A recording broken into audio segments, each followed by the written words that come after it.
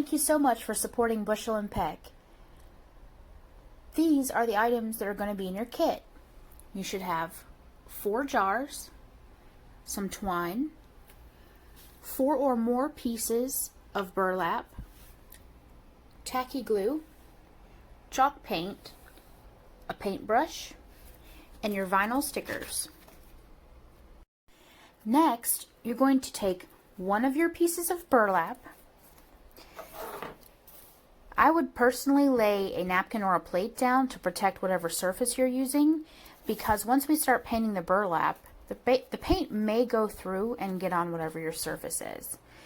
So once you have your burlap piece, essentially what we're going to do after that with each of our burlap pieces is we're going to peel off our stickers, our vinyl stickers, and you'll see an outline there, and you're going to peel your stencil off of your vinyl.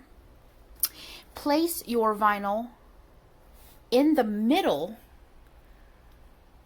so the middle of your piece. So in this instance, we'd peel this off, we'd center it as best we could between one piece of our canvas, our burlap, and then using our brush, we would just get some of our chalk paint, place our stencil, make sure that it's sticking down. This one still has its back on it, but you're going to remove yours. Stick the sticker down as firmly as you can in the middle of your piece of burlap, and use your chalk paint to fill in, just like that, your letter.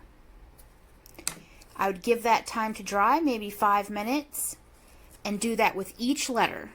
So for instance, our H is going to go in the middle of this piece of burlap, and then we set it to the side.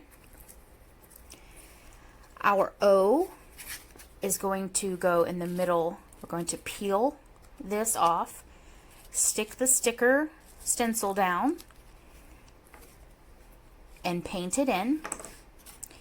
Wait 5 minutes, and once that's dry, we can go ahead and remove our sticker stencil, and do that with each piece, each letter of your word. So now that we have these essentially sit to the side and they're drying, you should have the sticker stencil should still be on there, and your paint laying flat and drying with each letter on each piece in the middle of the burlap. While those are drying, we're going to go ahead and we're going to paint our jars. So you have 2 ounces of chalk paint in your kit. This, you can see it's very hefty. It's actually quite a bit. It's quite a bit more than you need for this kit. So you may even have some left over if you want to do another layer, or if you want to use it for a different project. This chalk paint is very expensive, so if you'd like to try to use your chalk paint for a different project, let me know how it turned out for you. So now, using the same brush that we just used to paint in our letters, we're going to do 1 semi-thick layer of our chalk paint on each of our jars. And the best way to do this is to stick your hand in the jar like this, with your left hand if you're right-handed, and vice versa for the other. And with your right hand, you're going to paint your jar in long, so up and down the entire length, long, even strokes on the entirety of the jar, including the lip, including these grooves. Now set those aside to dry for 10 or 15 minutes, or until they're no longer tacky, and then we'll move on to the next step. Now we're moving on to our next step.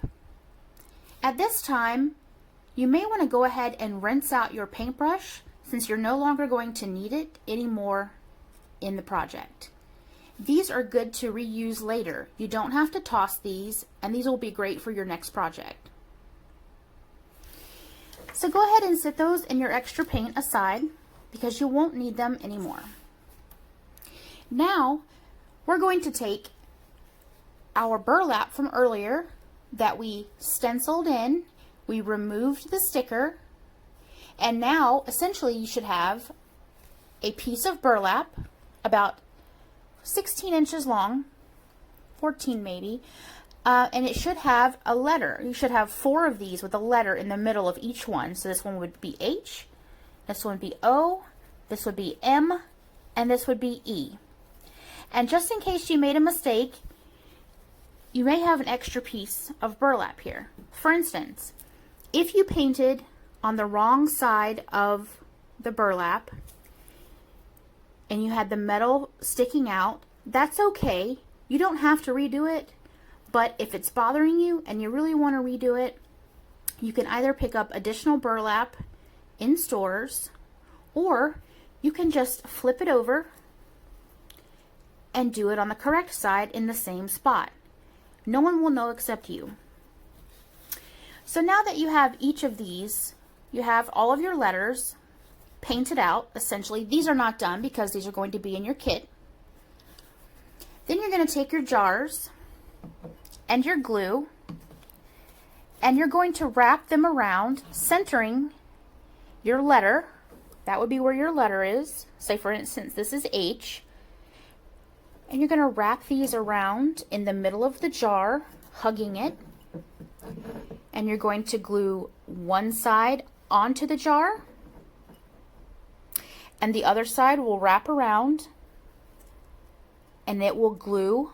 You'll put some glue on the inside of that one, and it will glue also onto your jar, or it will overlap onto your burlap if you have some extra burlap sticking out. Either way is completely fine, and it will be secure. So essentially, we just need to do that with all 4 of our jars. And once you have done that, set those to the side and let them dry so the glue can get secure. Now is our final step. At this point, your jars should be painted, dried, your burlap should be painted and dried, and your burlap should be secured to your jar with your glue. Now, at this point, you're on your very last step, and all that's left is to add some finishing touches. In class, we had a couple different ideas come up. Some people would take their twine and they would make a single strand bow, just a regular knot tie around the lid of each jar. It doesn't need to be secured with glue because it's going to be in between these grooves and it's not going anywhere. Another idea that I saw was one lady took her twine and she wrapped it multiple times to make it kind of a nautical theme look, like it has rope wrapped around it. That was a great idea too. You can do anything you like with your jars. Once your burlap is on and everything is painted, you can use this twine any way you choose. You could do the wraparound with multiple layers, like a nautical theme. You could do a single strand, like in the photos online. Any idea you can think of would be awesome. And you know, I'd really like to see your ideas and what you came up with. If you had something more unique, show it to us, tag us. So that's it. You've just made your 4 home jars, your 4 home mason jars. And let's go over your kit one more time to make sure how everything works. You'll understand. These, you may want to paint those first. It's completely up to you, depending on what direction you want to go in. You could either paint these first, or you could paint these first. Either way, there's going to be drying time, so you're going to have to go grab a snack or make some dinner or something. But these will be painted with chalk paint. Then they'll be wrapped with your letter painted burlap.